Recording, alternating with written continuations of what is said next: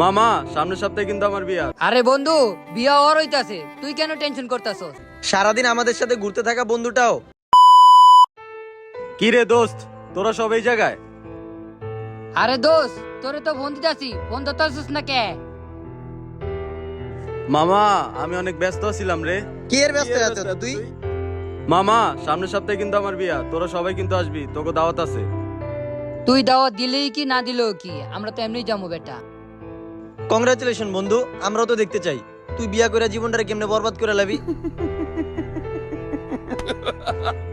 মামা দুষ্টামি বাদ দে, আমি অনেক চাপে আছি, তোরা সময় মতো আয়া পড়িস, ঠিক আছে? আসি।